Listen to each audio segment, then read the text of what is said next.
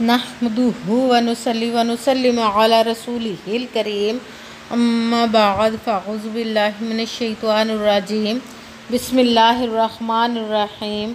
मेरे मुअज़्ज़ज़ सामाईन इकराम, अस्सलामु अलैकुम व रहमतुल्लाहि व बरकातुहू। मैं अपने रब कायनात से ये दुआ करती हूँ कि मेरे जितने भी सुनने वाले हैं, रब कायनात सबको सेहतमंद, तंदुरुस्त और लंबी ज़िंदगी अता फरमाए। हम सब क्या हर मुश्किल परेशानियों तंगदस्तियों में मेरा रब कायनात हमारी मदद अता फरमाए। हमें ज़हनी, रूहानी, जिस्मानी अज़ियत और तकलीफ़ और बीमारियों से निजात अता फरमाए।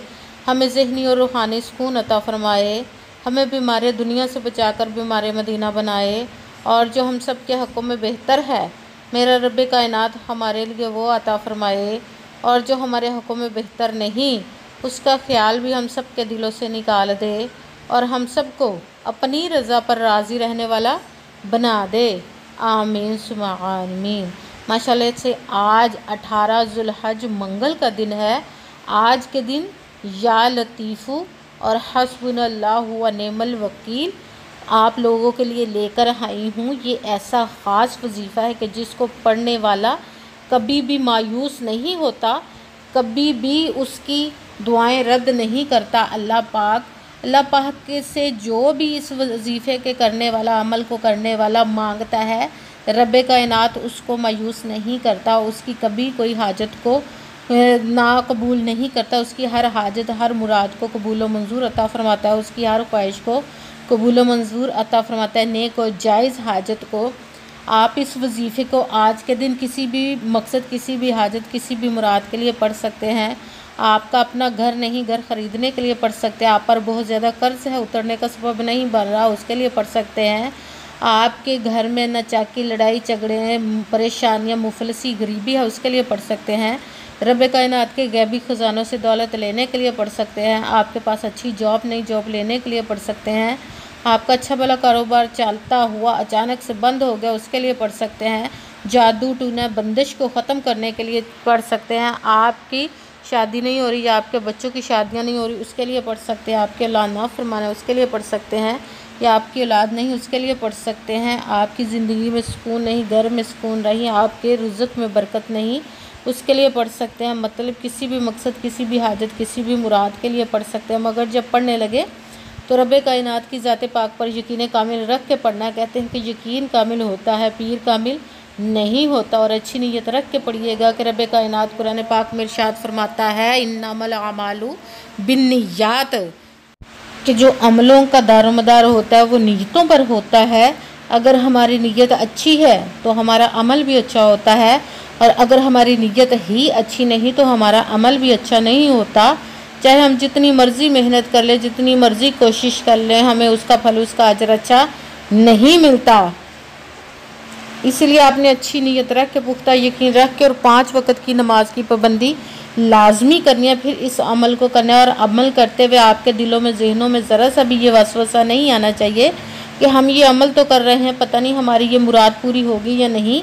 अगर हमारे दिलों में, जहनों में ऐसा वसवसा आ जाता है तो हमें वो कामयाबी नहीं मिलती, हमें नाकामी ही मिलती है। आपने सिर्फ मेहनत करनी है, उसका फल, उसका अजर देना उस ज़ात पाक का काम है, क्योंकि उसकी दस्ते कुदरत से कोई चीज़ बाहिर नहीं। उसके कुन कहने की देर हर फायाकून हो जाता है। आपने मेहनत करने के बाद उसके कुन का इंतज़ार करना है। इंशाअल्लाह अज़ीज़ वो आपके नसीब के बंद तालों को खोल देगा, आपके तकदीर के सितारों को चमका देगा, आपकी हर हाजत, हर मुराद को जो नेक और जायज़ होगी उसको पूरा अता फरमा देगा इंशाअल्लाह अज़ीज़। अगर वीडियो अच्छी लगे तो इसको लाइक ज़रूर कीजिएगा और आगे भी शेयर कर दीजिएगा, ताकि किसी दूसरे को हमारी वजह से फ़ायदा पहुँचे तो हमारे लिए सदका जारिया बन जाए। और जो नए हैं इस चैनल पर, इस चैनल को सब्सक्राइब कर ले और बेल आइकन को भी दबा लें, ताकि मेरी अगली आने वाली वीडियो आप तक पहुँच सके। अगर कोई मुझसे किसी मसले के बारे में इस्तिहारा करवाना चाहते हो, या किसी काम का हिसाब लगवाना चाहते हो, या किसी काम के लिए वजीफ़े का पूछना चाहते हो, या कुरान पाक ऑनलाइन पढ़ना चाहते हो, या महफिल मिलादुन नबी के लिए बुलवाना चाहते हो, तो व्हाट्सएप का नंबर वीडियो पर चल रहा है, आप लोग मुझसे रब्ता कर सकते हैं। अगर मेरे भाई या बुज़ुर्ग मुझसे रब्ता करना चाहते हो तो व्हाट्सएप पर वॉइस मैसेज करके मुझे अपना मसला बता सकते हैं। अगर बहनें या माएँ मुझसे रब्ता करना चाहती हो तो व्हाट्सएप पर वॉइस कॉल करके मुझसे बात कर सकती हैं, अपना मसला बता सकती हैं। आपने वजीफ़ा करने से पहले कमेंट्स में अपना नाम और जहाँ आप रहते हैं उस जगह का नाम ज़रूर लिखना है, ताकि मैं भी आप लोगों के लिए दुआ कर सकूँ और फिर वजीफ़े की भी आप लोगों को इजाज़त मिल जाएगी। आपने पूरी वीडियो को ध्यान के साथ सुन के समझ के फिर वजीफ़े को करना है। ऐसा ना हो कि वीडियो को स्किप कर करके छोड़ के सुने और कोई बात रह जाए और आप फिर वजीफ़ा करें और वो ठीक ना हो। आपने ना तो किसी अमल में कम करके पढ़ना है, ना ही ज़्यादा बढ़ा कर पढ़ना है। अगर कम या ज़्यादा कर देते तो वो हमारा वजीफ़ा ठीक नहीं होता, हमें कामयाबी नहीं मिलती। इसीलिए जिस तादाद और जिस तरतीब के साथ मैं आप लोगों को वजीफ़ा बताऊँ, उसी तादाद और उसी तरतीब के साथ आपने इस वजीफ़े को पढ़ना है। आप इस वजीफ़े को आज के दिन किसी भी जगह पर बैठकर पढ़ सकते हैं। घर में, ऑफिस में, मदरसे में, यूनिवर्सिटी में, कॉलेज में, शॉप पे, कहीं पे भी बैठकर पढ़ सकते हैं।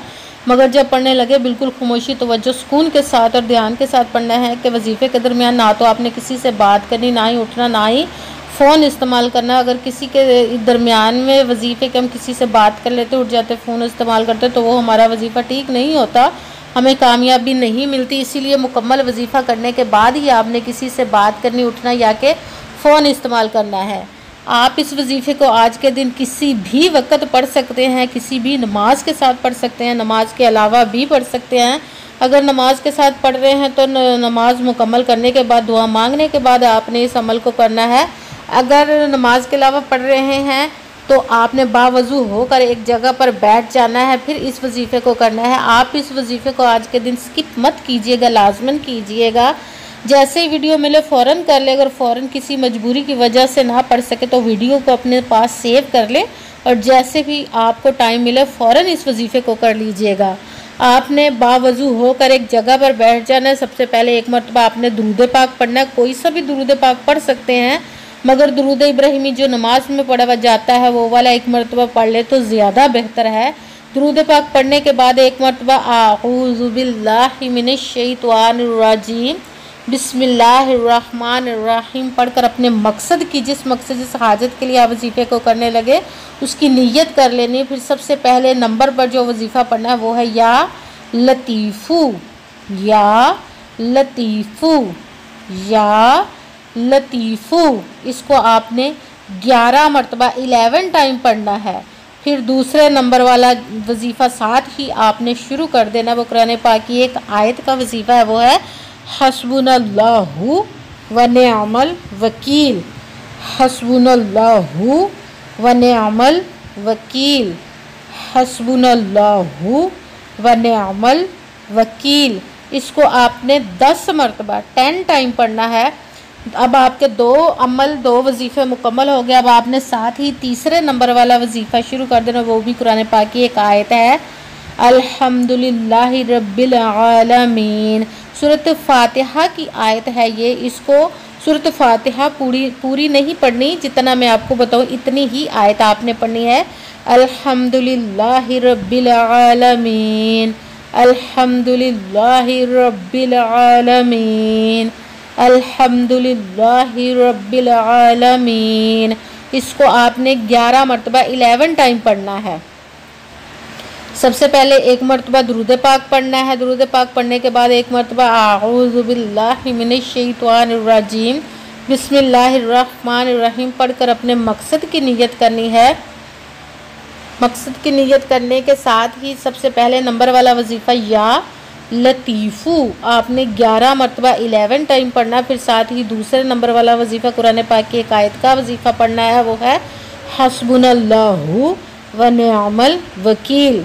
इसको आपने 10 मरतबा 10 टाइम पढ़ना है। फिर साथ ही तीसरे नंबर वाला वजीफ़ा सूरत फातिहा की एक आयत पढ़नी है, अल्हम्दुलिल्लाहि रब्बिल आलमीन। इसको आपने 11 मरतबा 11 टाइम पढ़ना। आज के अमल में टोटल 3 वजीफ़े आपने 3 अमल पढ़ने हैं।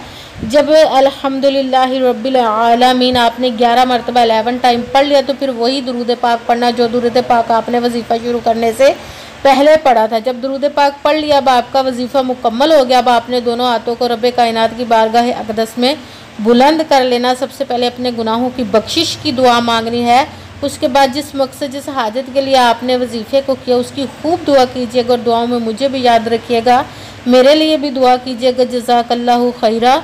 जिस मकसद, जिस हाजत के लिए आपने इस वजीफ़े को किया, रब्बे कायनात अपने हुक्म से, अपने प्यारे प्यारे महबूब के सदका से और इस प्यारे माह मुबारक ज़िलहज के सदक़े आपकी तमाम नेक और जायज़ हाजात को कबूल व मंजूर अता फ़रमाए। आमीन सुम्मा आमीन। अस्सलामु अलैकुम व रहमतुल्लाहि व बरकातुहू।